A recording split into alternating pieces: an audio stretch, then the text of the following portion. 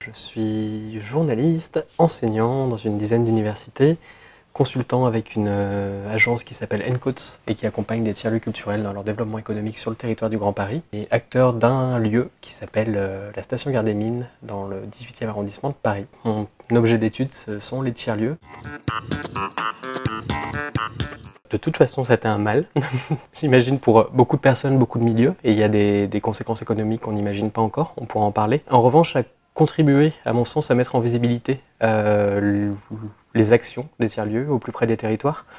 de différentes manières. Il y a des tiers-lieux qui ont répondu de manière très immédiate aux enjeux qui se posaient, et auxquels les institutions avaient un petit peu de temps de latence à encaisser, à digérer, et ensuite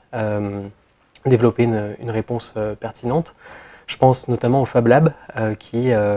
pour beaucoup, sont mis à construire des visières, à faire des masques en masse, en mettant, avec des énergies bénévoles, les énergies de ces lieux et tous les outils de production à disposition pour répondre le plus vite possible à cette carence.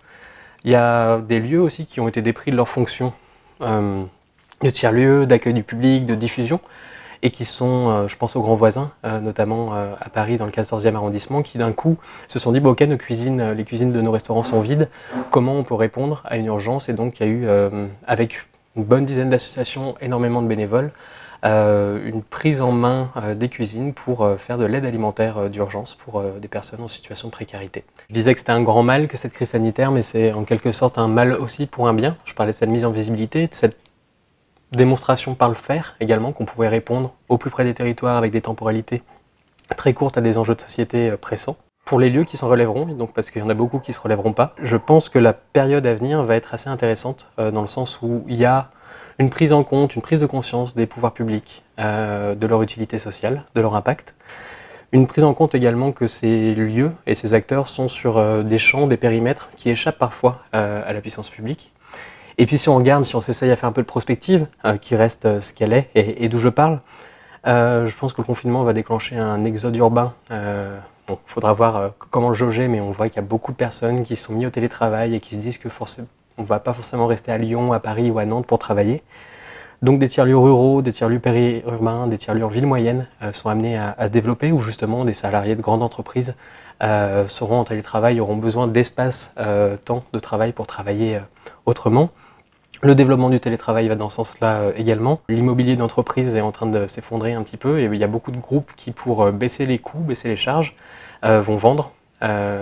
reposer sur le développement du télétravail pour vendre des espaces, pour avoir moins de salariés en même temps. Et donc ça va faire du foncier disponible, l'immobilier disponible, notamment dans des villes où le foncier, il y a une grosse pression foncière. Donc Paris, je pense qu'il y aura de plus en plus d'espaces disponibles où on pourra expérimenter de nouveaux modes de faire lieu, de faire travail. Cette période, elle a aussi catalysé pas mal d'autres manières de faire, des tiers usages. Je parlais des grands voisins. Les grands voisins ont fait autre chose pendant le confinement. Il y a des lieux culturels qui ont accueilli des personnes en situation d'exil. Le tiers usage, donner d'autres fonctions à un moment donné à un lieu qui avait une première fonction, est amené à se développer. Et donc on a cette souplesse, cette logique de flux qui est en train de s'instaurer dans la fabrique de la ville et dans la fabrique de la culture. Il y a aussi une grande solidarité, une mutualisation entre acteurs, et je pense que ça a été précipité par la crise sanitaire, mais ça restera à moyen et à long terme. Et enfin, c'est venu confirmer un enthousiasme qui existait déjà, mais qui est de plus en plus important, et qui n'est pas forcément toujours avisé non plus de la part des puissances publiques, mais de se dire que les tiers-lieux sont un modèle de sortie de crise à bien des égards. Donc à notre charge de montrer où est-ce que c'est pertinent, où est-ce que ça l'est moins, et que ça ne peut pas être un modèle de sortie de crise générique, mais en tout cas, il y a cette volonté des pouvoirs publics d'accompagner, de faire émerger et de structurer un champ. On a un moment assez intéressant où les pouvoirs publics se rendent compte de l'impact de ces lieux et de la manière, des bonnes manières, ou pas les bonnes manières de les accompagner, mais à un moment un petit peu d'institutionnalisation où on réinjecte un petit peu du top-down. Je pense à l'AMI Fabrique de Territoire, où il y a des lignes de financement qui s'ouvrent, mais assez dirigistes, parfois un petit peu génériques, avec, où on a l'impression que le tiers-lieu demain sera un bouquet de services un petit peu générique sur chaque territoire. Donc on a un moment très intéressant où il y a de l'intérêt, il y a des lignes de financement qui se déclenchent. Et de l'autre côté, il y a un devenir marché, une mise en concurrence des acteurs entre eux, qui se sentent pas assez représentés, qui essayent de tirer la couverture à eux. Il y a l'apparition de nombreux tiers également, certains bien intentionnés, d'autres non, et puis il y a le champ privé qui se rend compte qu'il y a là une niche à prendre, ou en tout cas un marché en devenir. Et donc je pense que les années à venir, en tout cas les mois à venir, vont être, et ça a déjà commencé depuis un petit moment, mais vont devenir cruciaux sur les enjeux sémantiques et stratégiques, et se dire qu'est-ce que c'est un tiers-lieu, où est-ce qu'on fait tiers-lieu, pourquoi on fait tiers-lieu, qu'est-ce qui est tiers-lieu, qu'est-ce qui n'en est pas, ne pas tout confondre et réinjecter la notion de culture, la notion d'innovation sociale, la notion de solidarité, la notion politique, ce qui m'intéresse énormément